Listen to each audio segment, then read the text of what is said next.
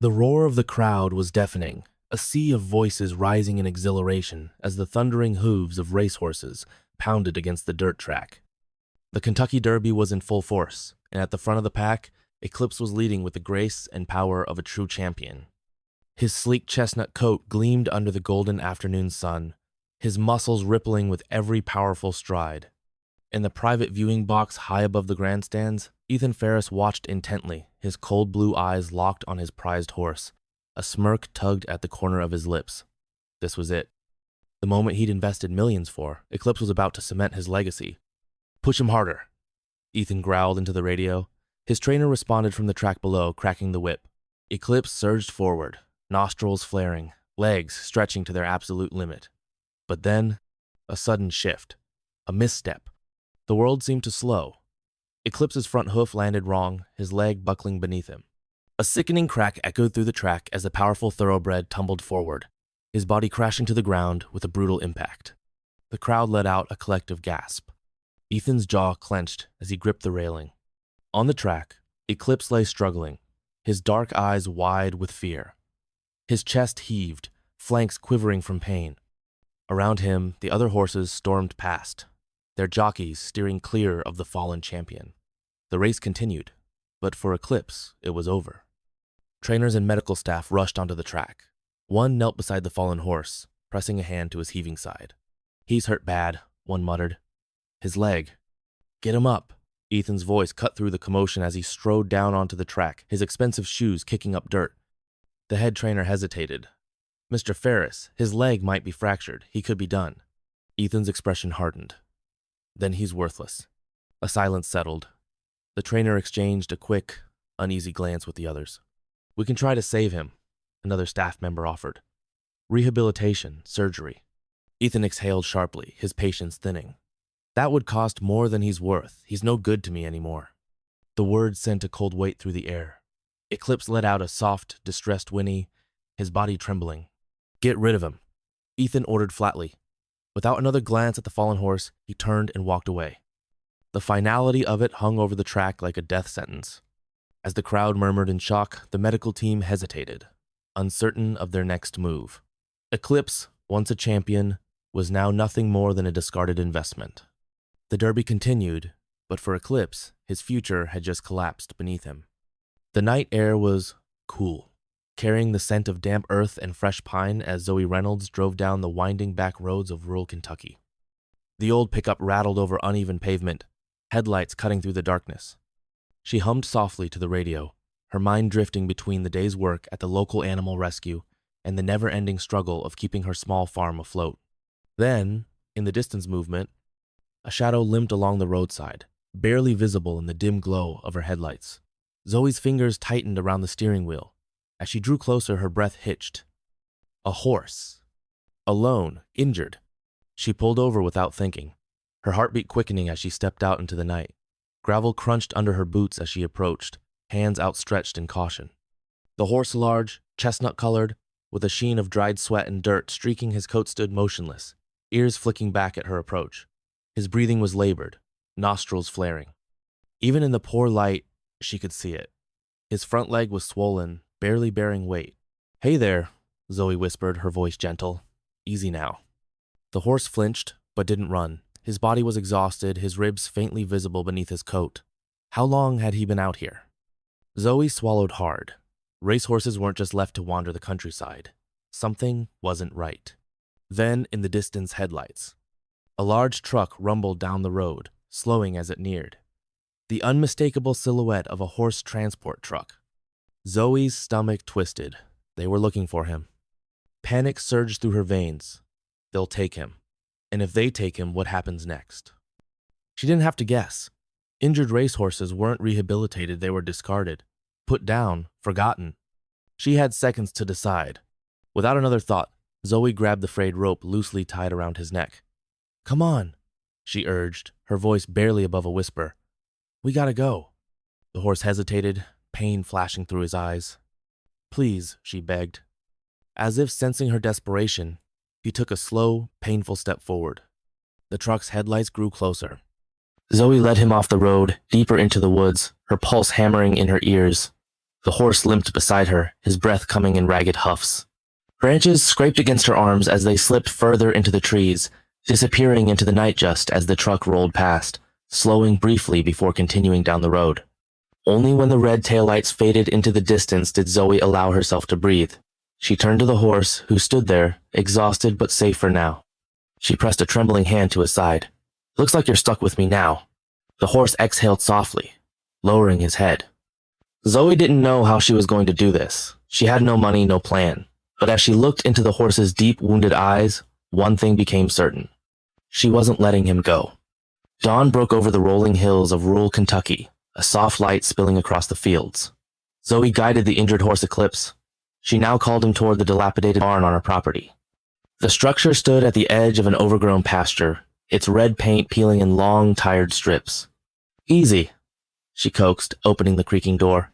Inside, dust motes danced in the morning rays slanting through holes in the roof. The smell of old hay and damp wood surrounded them as Eclipse limped to a corner stall. He let out a low groan, lifting his bruised leg.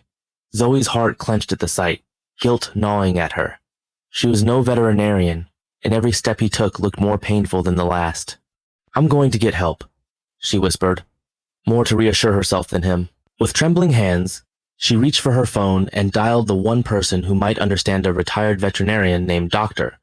George Walker, who had known her family for years. The call rang twice before a scratchy, familiar voice answered. "Zoe, everything all right?" She swallowed. "Dr. Walker, I have an injured horse. A racehorse. 2 need your help." Silence stretched on the other end. She could almost picture the man adjusting his glasses, brow furrowed. Finally, he asked gently, "Where'd he come from?" She hesitated, choosing each word carefully. "I don't know all the details yet, but I think he belonged to someone powerful. Someone who might be looking for him." A sharp breath. "All right, I'll come out and take a look. But Zoe, if this is the horse I think it is, you'd best be prepared.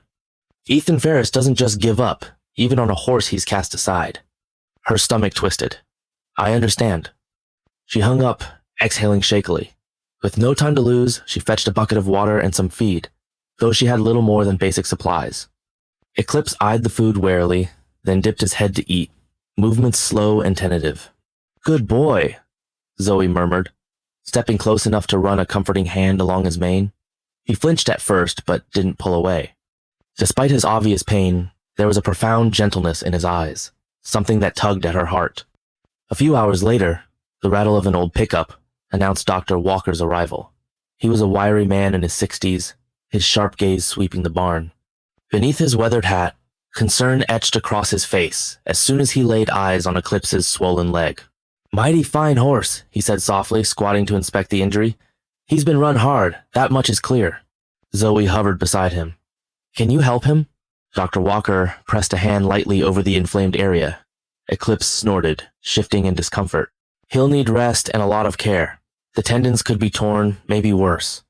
I'll bring some wraps and medication, but it won't be cheap." Zoe swallowed her fears. Money was tight, she could barely keep up with her own bills. But as Eclipse let out a pained whicker, she set her jaw, determined. "I'll find a way." Later, as they stood by Zoe's truck, Dr. Walker lowered his voice. "Word travels fast around here. If Ethan Ferris wants this horse found, you can bet he's already got men searching." Zoe's mind flashed back to the horse transport truck prowling the roads. "What do I do?" He shrugged grimly. "Keep him out of sight for starters. Don't trust anyone you don't know. And be careful." That very evening, her worst fears took shape. News spread through the local farms Ethan Ferris had put out inquiries for a missing horse, offering a hefty reward. That kind of money made folks talk. Zoe got home from a short shift at the animal shelter to find a man in a pressed suit knocking on her door.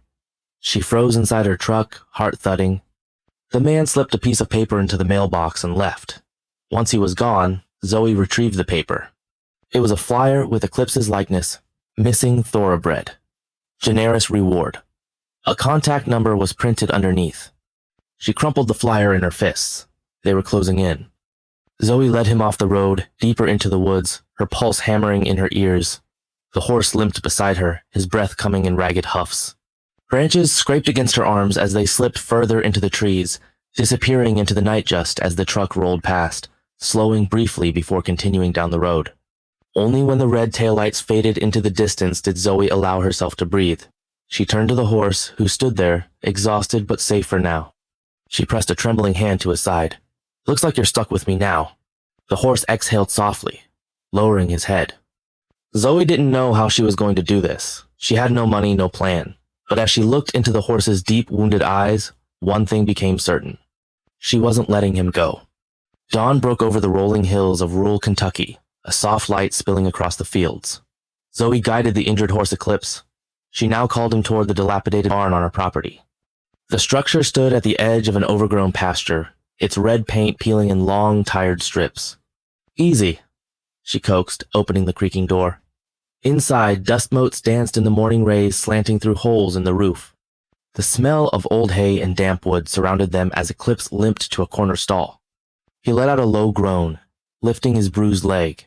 Zoe's heart clenched at the sight, guilt gnawing at her. She was no veterinarian, and every step he took looked more painful than the last.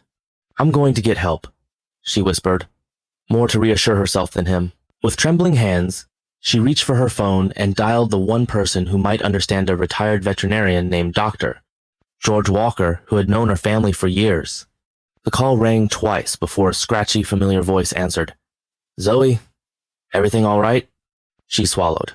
"Dr. Walker, I have an injured horse. A racehorse. 2 need your help." Silence stretched on the other end. She could almost picture the man adjusting his glasses, brow furrowed. Finally, he asked gently, "Where'd he come from?" She hesitated, choosing each word carefully. "I don't know all the details yet, but I think he belonged to someone powerful. Someone who might be looking for him." A sharp breath. "All right, I'll come out and take a look. But Zoe, if this is the horse I think it is, you'd best be prepared. Ethan Ferris doesn't just give up, even on a horse he's cast aside." Her stomach twisted. "I understand." She hung up, exhaling shakily. With no time to lose, she fetched a bucket of water and some feed, though she had little more than basic supplies. Eclipse eyed the food warily, then dipped his head to eat, movements slow and tentative. "Good boy," Zoe murmured, stepping close enough to run a comforting hand along his mane. He flinched at first, but didn't pull away. Despite his obvious pain, there was a profound gentleness in his eyes, something that tugged at her heart. A few hours later, the rattle of an old pickup announced Dr. Walker's arrival. He was a wiry man in his 60s, his sharp gaze sweeping the barn.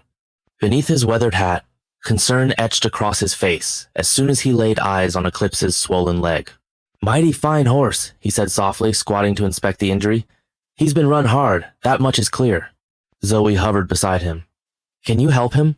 Dr. Walker pressed a hand lightly over the inflamed area. Eclipse snorted, shifting in discomfort. "He'll need rest and a lot of care. The tendons could be torn, maybe worse. I'll bring some wraps and medication, but it won't be cheap." Zoe swallowed her fears. Money was tight, she could barely keep up with her own bills. But as Eclipse let out a pained whicker, she set her jaw, determined. "I'll find a way." Later, as they stood by Zoe's truck, Dr. Walker lowered his voice. "Word travels fast around here. If Ethan Ferris wants this horse found, you can bet he's already got men searching." Zoe's mind flashed back to the horse transport truck prowling the roads. "What do I do?" He shrugged grimly. "Keep him out of sight for starters. Don't trust anyone you don't know. And be careful." That very evening, her worst fears took shape. News spread through the local farms Ethan Ferris had put out inquiries for a missing horse, offering a hefty reward. That kind of money made folks talk. Zoe got home from a short shift at the animal shelter to find a man in a pressed suit knocking on her door. She froze inside her truck, heart thudding. The man slipped a piece of paper into the mailbox and left. Once he was gone, Zoe retrieved the paper. It was a flyer with Eclipse's likeness, "Missing Thoroughbred. Generous reward." A contact number was printed underneath. She crumpled the flyer in her fists. They were closing in. In the barn, Eclipse stood nervously, ears flicking at every unknown sound. Zoe could sense his agitation. He knew something was amiss. Her breath shook as she resolved to keep him hidden, no matter the risk. With Dr. Walker's guidance, she wrapped his injured leg and administered pain medication. Every glance over her shoulder heightened her sense of vulnerability. Sooner or later, someone would talk or come snooping around. That night, as thunder rumbled in the distance and the first drops of rain began to fall, Zoe sat beside Eclipse in the dark barn. She gently stroked his mane, her mind racing through all the ways this could end badly. Ethan's lawyers, the police, the crippling costs of caring for a horse of this caliber. But she refused to give him up. Lightning flashed beyond the broken barn door, illuminating Eclipse's hopeful eyes for a split second. Despite the storm, his breathing was calmer now, his trust slowly growing. Zoe took strength from that simple moment. She would fight for him, no matter how powerful Ethan Ferris was. Days turned into weeks, and despite the mounting pressure, Zoe never wavered in her commitment to Eclipse. Every morning she arrived at the barn before the sun, bringing with her the supplies doctor. Walker had given her bandages, ointments, and painkillers. She worked tirelessly to keep his injured legs stable, feeding him a simple diet of grain and hay, and staying by his side for hours, comforting him in the silence of the barn. The pain in his eyes slowly began to fade, replaced by a fragile hope that flickered when Zoe approached. There was an undeniable bond between them, a bond born of desperation and compassion. Eclipse began to trust her. At night, when Zoe retired to her modest farmhouse, she thought of the life Eclipse had left behind, the racetrack, the flashing lights, the cheering crowds. She couldn't understand how someone so beautiful, so strong, could be cast aside the moment he stopped performing. But as she looked at him now, standing with a quiet dignity in the barn, she knew he was far more than just a racehorse. Still, she couldn't ignore the rising tension. Every day, the reality of her decision weighed on her. Across town, Ethan Ferris was beginning to feel the sting of his loss. His phone calls to various stable hands and trainers went unanswered. His lawyers filed reports, but there was no sign of Eclipse. He was gone or vanished without a trace. Frustration crept into his every move. Standing in the lavish dining room of his mansion, Ethan stared out at the sprawling property, a frown tightening his jaw. "Find him," he barked, his voice cold as ice. The next day, Ethan sent a few of his men out to canvass the area. His team, gruff and no-nonsense, began to question local farmers, asking if anyone had seen a horse matching Eclipse's description. It wasn't long before the rumors began to spread, whispers of a beautiful, injured racehorse being cared for by a young woman in the woods. Zoe had always lived in this town, and even though her farm was on the outskirts, people noticed her. She wasn't someone who drew attention to herself, but with every search, the net was drawing closer. It was late afternoon when Zoe was at the barn, brushing down Eclipse, when she heard the sound of tires crunching over gravel. Her heart skipped. She froze, listening. Footsteps! Without thinking, she hurried to the back of the barn, pulling the door closed behind her. She grabbed a nearby pitchfork, holding it like a weapon, though she had no idea what she'd do with it. From the small window, she saw a man's shadow moving past the barn. Her breath caught in her throat. It was Tony Vasquez, a former stable hand who had worked for Ethan for years. His hands were rough, his movements deliberate. Though he hadn't seen her yet, Zoe knew the kind of trouble he could bring. She had no choice but to step out and face him. Tony turned sharply as her voice cut through the quiet air. "What are you doing here?" His eyes flickered with recognition. "Zoe," he said softly, his tone tense, "I need to talk to you." Zoe lowered the pitchfork, but her stance remained defensive. "What's going on?" Tony glanced around, his face shadowed with concern. "Word's out. They're looking for the horse. Ethan's men are asking questions, and I'm pretty sure they're getting close." Zoe swallowed hard. "Then you know who they're looking for?" Tony nodded. "I do. And I know you've got him." There was no hiding the truth. Zoe didn't deny it. "I couldn't let him go." Tony's eyes softened, his jaw tightening. "I don't blame you, but you're in real trouble, Zoe. Ethan isn't someone you want to cross, and he's not going to let this go." Zoe's mind raced. "What can I do?" Tony hesitated. Then, with a resigned look, he spoke. "I've seen the way he's treated Eclipse, the way he runs his stables. It's not right, Zoe. He pushed that horse too hard, used him up until there was nothing left. He's not the first horse he's done that to. You want to protect Eclipse? You're going to have to fight." Zoe's gaze moved toward Eclipse, who was peacefully grazing in the corner of the barn, unaware of the danger that lurked. She closed her eyes for a moment, weighing the truth in Tony's words. Fighting Ethan was a battle she wasn't ready for, but it was the only one that mattered now. "I won't let him go back," Zoe said, her voice firm. Tony gave a solemn nod, understanding the resolve in her words. "I'll help you, but be careful. Ethan's not a man who backs down, and when he finds you, he's going to come down hard." The sound of an approaching vehicle sent a chill through Zoe's spine. Tony's gaze shot to the dirt road. "That's not good," he muttered. A black SUV pulled up, and Zoe's breath caught. Ethan was here. For the first time, Zoe felt the weight of the war she had started. Ethan Ferris was no longer just a distant name, no longer just a shadow of a man. He was here, closing in. The air felt heavier now, the evening sky suffused with a sense of foreboding as Ethan Ferris stepped out of the black SUV. His polished shoes crunched on the gravel, his sharp silhouette cutting against the fading light of dusk. He looked like a man accustomed to getting what he wanted, and Zoe knew, with a sickening certainty, that tonight would be no different. Tony stood beside her, tense, ready to act if necessary. But Zoe didn't move. She knew she couldn't hide anymore. Ethan's eyes scanned the barn, lingering for a moment on Zoe, then on Tony. His lip curled slightly in a half-smirk. "Reynolds," he said coolly, "what a surprise." Zoe squared her shoulders, trying to mask the fear creeping up her spine. "What do you want, Ferris?"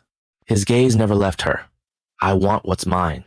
"Eclipse isn't yours anymore," Zoe responded, her voice steady but her heart racing. Ethan chuckled darkly, his fingers tapping on the side of his car as if they were discussing a business deal, not a living, breathing animal. "I don't think you understand. That horse, that prize animal, is worth a fortune. And if you think you can just steal him from me without consequences, you're mistaken." Zoe's breath caught in her throat. The word steal hung in the air between them like a weight she couldn't shake off. It was true. She had taken him. But it wasn't theft, it was saving him from a life of pain and abuse. "I'm not giving him back," she said, her voice more confident now. "You can't buy him back. You can't take him. I'm keeping him." Ethan's smirk faded, and his eyes darkened. "This could have been simple, Zoe, but now you've made it personal." Tony stepped forward slightly, his presence adding to the tension. "She's right, you don't deserve him." Ethan turned toward Tony, his face suddenly hardening. "Stay out of this, Vasquez. You've seen the things I've done for that horse, the money I've spent, the years I've invested, and you're going to stand here and tell me I don't deserve him?" Tony's expression didn't waver, though his fists were clenched at his sides. "You used him. You hurt him. You pushed him beyond what any horse should be pushed. And now you want to act like he's a piece of property to be tossed aside when he's no longer useful?" For a moment, the world seemed to stand still. Ethan's eyes flicked between Tony and Zoe, the contempt on his face obvious. "I could have had him put down," Ethan said slowly, his voice cold and deliberate. "But I'm offering you a chance to do the right thing. I'll pay you for him, Zoe. Whatever it takes, just hand him over." Zoe shook her head, her grip tightening on the barn door. "I won't take your money. I won't give him back." There was a long, tense silence before Ethan's expression shifted, his lips curling into something far darker. "Then you leave me no choice. I'll take legal action. You'll regret this." Zoe knew what that meant. Ethan had money, influence, and the power to crush anyone who got in his way. And she had nothing. But she refused to back down. "You'll have to fight for him. I won't make it easy for you." Ethan gave a curt nod, his eyes still calculating. "Then so be it.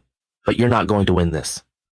He turned on his heel and walked back toward the SUV, his men trailing behind him. But as he reached the door, he paused, looking back at Zoe. "You've made a mistake, Reynolds. I hope you know what you're getting yourself into." With that, the SUV roared to life and drove off into the gathering night. The sound of its engine faded, but Zoe could feel the weight of his words hanging in the air like a storm cloud. She stood there for a long moment, her chest tight with a mixture of fear and resolve. "We're not giving up, Eclipse," she whispered. "Not now, not ever." Inside the barn, Eclipse raised his head, as if understanding her words. His dark eyes met hers, filled with trust, and Zoe felt a surge of determination flood her veins. No matter what it took, she would fight for him. She would protect him. Later that night, as Zoe sat at her kitchen table, staring at the legal documents Tony had managed to acquire from a local lawyer, the reality of the battle ahead began to settle in. Ethan's legal team was already working against her. The threat of a lawsuit was real and severe, but there was no turning back now. With Dr. Walker's help, Zoe moved Eclipse to a more secluded farm the next morning. It was a small, hidden place, perfect for keeping him out of sight for as long as possible. Tony, too, was there, helping with the logistics, with no small amount of care for the horse that had once been his favorite. "It's the right thing to do," Tony said softly, gazing at Eclipse as he settled into his new temporary stall. "The truth always comes out in the end." Zoe nodded, though the weight of what lay ahead felt heavier with each passing hour. Ethan Ferris had powerful lawyers, and now he would use them to try to tear her apart. But Zoe had something far stronger than money or power. She had love. For Eclipson, the unshakable conviction that no one should ever be treated like the way he had been. She wouldn't let Ethan take him. Not now, not ever. Zoe sat at her small kitchen table. A pile of papers spread before her, some official-looking, others hastily written notes from Dr. Walker and Tony. The weight of her decision seemed to press down on her chest, each page a reminder of the battle ahead. The phone on the counter buzzed, its sudden ring making her jump. She picked it up quickly, glancing at the number on the screen. It was Mrs. Celia Monroe, a name Zoe never thought would be calling her. Hello? Zoe's voice trembled slightly, despite her best efforts to sound confident. Zoe, dear, I've been following the story, and I have to say, I'm impressed. Mrs. Monroe's voice was soft, yet carried the authority of someone who had spent a lifetime getting what she wanted. You're doing the right thing, and I believe I can help. Zoe's heart skipped. Help? How? I'm a longtime supporter of animal rights, and I've seen the horrors that people like Ethan Ferris have inflicted on horses like Eclipse. Mrs. Monroe continued, her tone turning more serious. I have the means, the resources, and the legal connections to assist you in your fight. I'm offering to help you. Zoe's mind raced. Mrs. Monroe was wealthy, influential, and the kind of person whose name could sway decisions in a courtroom. This was an unexpected turn, but it was the lifeline Zoe needed. I don't know what to say, Zoe breathed. I can't afford to lose, but I don't know if I can trust you. You don't have to trust me, Zoe. You just have to trust that what you're doing is right. And in the end, the truth always wins. The conversation was brief, but it changed everything. Mrs. Monroe promised to have her lawyers ready to file a counterclaim against Ethan's legal team, and within days, the public began to take notice of the story. Zoe's post about Eclipse's rescue went viral. Animal rights groups, equestrian communities, and ordinary people who felt the sting of injustice flooded social media with support. The hashtag number Save Eclipse quickly gained traction, and soon even news outlets were picking up the story. But with the growing support came a wave of backlash. Ethan's PR machine swung into action. His lawyers painted Zoe as an opportunist, who had stolen a valuable asset. They smeared her reputation, labeling her as irresponsible, even dangerous. They portrayed Eclipse as a valuable asset that had been rescued by an unfit caretaker, and they began to question Zoe's ability to provide the care the horse needed. Still, Zoe pressed on, with the support of a growing army of people who wanted to see justice done. They held rallies, posted petitions, and shared stories of racehorses like Eclipse horses who had been broken, mistreated, and discarded by those who viewed them only as commodities. Through it all, Zoe kept her focus on Eclipse. Every day, she sat with him, grooming his coat, checking his injury, speaking to him softly. She was learning more about horses than she ever imagined, piecing together what she could from the lessons Dr. Walker had taught her. The pain in his leg had lessened, and though his body remained fragile, he was showing signs of recovery. As the weeks passed, Zoe felt herself growing stronger, more sure of the fight ahead, more resolute in her mission. But she wasn't alone. Dr. Walker stood by her side, Tony remained a constant presence, and now Mrs. Monroe's legal team was ready to challenge Ethan at every turn. In the midst of all the chaos, Zoe received a letter handwritten, with no return address. It was from Tony Vasquez, and the words inside shook her to her core. Zoe, you need to be careful. Ethan is more dangerous than you think. He's digging deeper into your past, trying to find anything that can discredit you. He's ruthless, and he won't stop until he's broken you. Be prepared for what's coming. Zoe's hands shook as she read the letter, the weight of Tony's warning sinking in. Ethan wasn't just after Eclipse anymore, he was after Zoe too. She folded the letter and put it down, a fire igniting in her chest. She had no intention of backing down. She couldn't. The stakes had risen higher than she ever imagined, but she knew one thing. She wasn't going to lose. Not now. Not when Eclipse's future depended on her. The next day, as Zoe prepared for the court battle ahead, a new twist emerged. Ethan, enraged by the public outcry, made his final move. He filed a lawsuit against Zoe, accusing her of theft and harboring stolen property. His legal team had drawn up an official claim that Eclipse was indeed his property, and they would stop at nothing to get him back. The court date was set, and Zoe could feel the tension rising. Ethan Ferris had made this personal. The courtroom was still, the air thick with anticipation. The judge sat at her bench, flipping through the pages of her notes before lifting her eyes to the room. She paused, looking out over the tense faces before speaking in a calm, measured tone. I have reviewed the evidence carefully. I have listened to both sides, examined the testimonies, and considered the implications of this case. Her eyes flickered briefly to Ethan, who sat stiffly at the defense table, and then to Zoe, whose shoulders were tense but full of resolve. The ownership of Eclipse, this horse who has suffered and endured, is no longer in question. What matters now, she continued, her voice firm, is the well-being of this animal, and whether he is entitled to a life free from exploitation. Zoe's heart pounded in her chest. The room held its breath. The court finds in favor of the defendant, Zoe Reynolds, the judge announced. Eclipse will remain in her care. Furthermore, Mr. Ferris is hereby ordered to make a financial contribution to the care and rehabilitation of Eclipse and other racehorses who have suffered under similar circumstances. A wave of relief surged through Zoe, but it was swiftly followed by a deep sense of disbelief. She had won. After everything, after the threats, the public scrutiny, and the fear, she had won. Ethan, however, did not share in her victory. He sat motionless, his hands clenched into fists. His jaw worked, but no words came. His empire of wealth and power had crumbled before a living truth-zone he couldn't escape, no matter how much money or influence he had. The courtroom erupted in murmurs, then applause. Zoe's eyes fluttered shut for a moment, the weight of the battle finally lifting. She had done it. She had saved Eclipse. Outside the courthouse, reporters surrounded her, cameras flashing as they shouted questions. Zoe stood tall, her hand resting gently on the reins of the trailer where Eclipse now stood, calm and serene. He was no longer the broken horse who had fallen on the racetrack. He was a symbol of strength, resilience, and the power of second chances. Zoe, how does it feel to have won? A reporter asked, holding a microphone close. She smiled softly, the weight of the moment sinking in. It feels like we've both been given a chance to heal, she said, her voice steady. Eclipse isn't just a racehorse. He's a survivor. And so am I. As the crowd began to thin, and the noise of the reporters faded, Zoe turned to Dr. Walker, who had been by her side throughout the trial. His eyes were filled with pride. You did it, Zoe, he said simply.